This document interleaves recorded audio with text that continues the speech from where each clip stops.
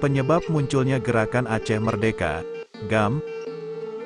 Munculnya Gerakan Aceh Merdeka disebabkan oleh perbedaan pendapat mengenai syariat Islam, kekecewaan terhadap sebaran sumber daya alam di Aceh, dan banyaknya pendatang dari Pulau Jawa.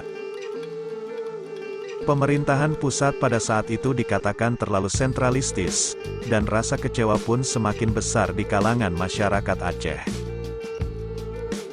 Sayangnya, cara pemerintah pusat menangani Gerakan Aceh Merdeka saat itu kurang tepat hingga terjadi perlawanan dan kemudian dimanfaatkan oleh kelompok tersebut untuk mendapatkan dukungan masyarakat.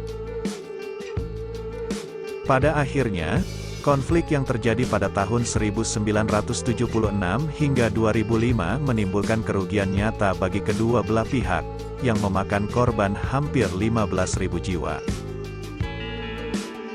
Kronologi konflik Gerakan Aceh Merdeka, GAM, tahun 1976 sampai tahun 1977. Setelah kesaksian Hasan Tiro pada tahun 1976, milisi GAM melancarkan kampanye secara masif dan menyeluruh ke pelosok kampung.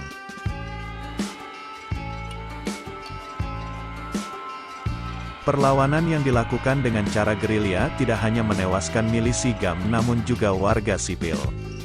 Namun, gerakan milisi GAM berhasil dihentikan oleh pemerintah pusat dan situasi dapat dinetralisir.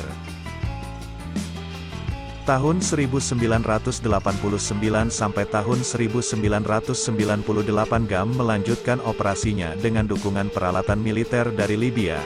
Pelatihan perang di luar negeri berarti perlawanan mereka terorganisir dan terlatih dengan baik, sehingga sulit dikendalikan oleh pemerintah pusat.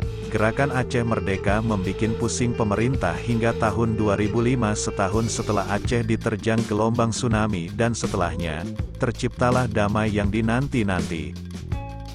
Pantau terus channel ini untuk mendapatkan pengetahuan tentang Aceh.